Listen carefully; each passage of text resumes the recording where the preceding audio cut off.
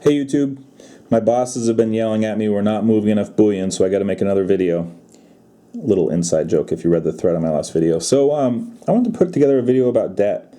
I was having an email exchange with one of my subscribers, and I made this point, and I know it's been done like this. I just wanted to drive it home. Let's put it that way. So basically, I've never been a big drinker, guys. I've literally had 6 beers in my entire life. I had them all the same night when I was 17. My buddies thought it'd be a good idea for me to drink for the first time, and I was horribly sick the next day. And I just have never had the urge or inclination to drink beer again. Literally, maybe every 3 or 4 years, it'll be a wedding or something, and I'll have some Red Bulls and vodka, but I'm just not a drinker. I never have been. So bear that in mind when I'm making this analogy. So you go out with your buddies, and you have a good time.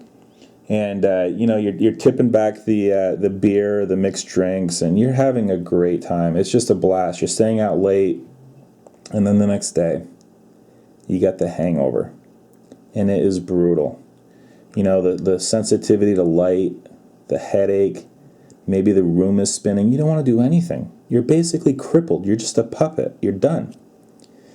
I kind of equate debt to the hangover, and the spending as the partying.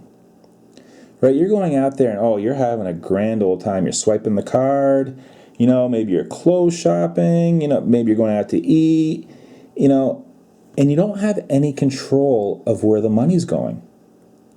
And then having to deal with the debt is the hangover. It's awful. It sucks. And it affects so much in your life. When you read these statistics about how many married couples fight about money, they're not fighting about the size of their paychecks. They're usually fighting about debt, or the fact that there's little disposable income because of debt. It's toxic, and it will affect, other things in your life. I like to talk about this stuff, guys, because I feel like, in order to kind of be the best person you can be, you have to have this stuff removed. You can't go around just weighed down with debt. I realize that there are some that can. There are some that can juggle it and be just happy as a clam. But, I can tell you that, for the first time in my life, without having this debt overhang hanging over my head and having the disposable income to stack silver, just feels one heck of a lot better. And, it basically opens up other parts of my life. I remember my accounting teacher.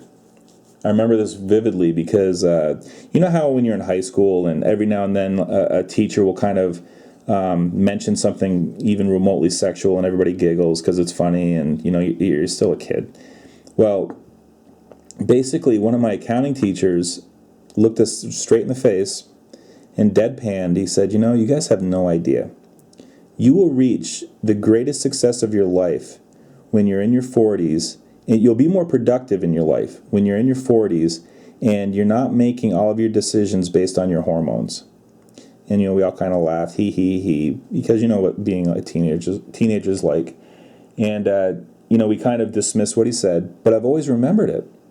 And I want to apply it to debt.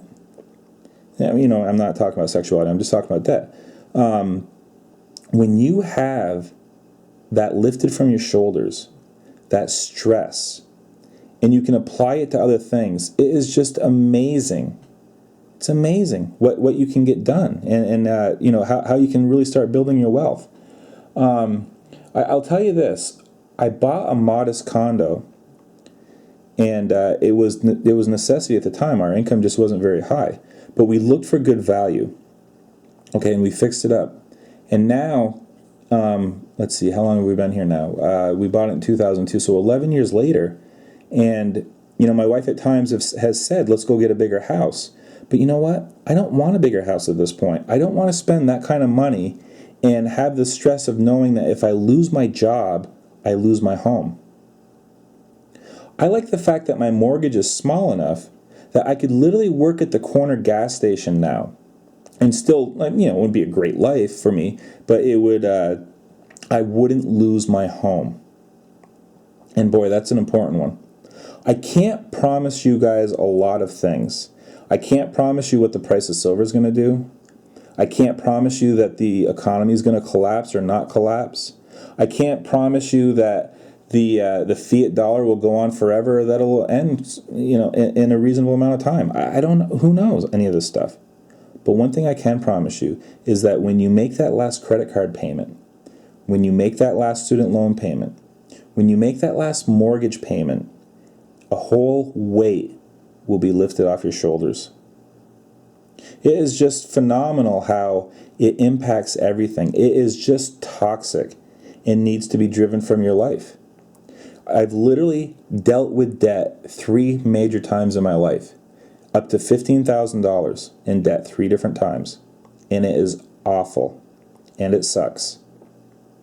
The worst part about this credit card debt is you never really know what you spent it on. You know that you're $15,000 in debt, but you look around and you don't see $15,000 worth of stuff. It's a lot of little things that gets done over and over and over, and then the interest, and then maybe the late fees. You're 1 day late, and you're getting a late fee. It's awful, and it will affect other things in your life. I've been watching some of Raw Dog's videos, and guys, I like watching Raw Dog. He's a smart guy. He's funny, and he has a very strong opinion.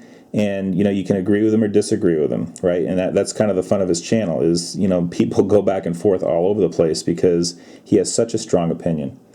And he's been kind of a proponent lately of adding debt, which I really strongly disagree with. And you know what? Technically, he is right. If we do have hyperinflation, you definitely want to have, it's okay to have maxed yourself out.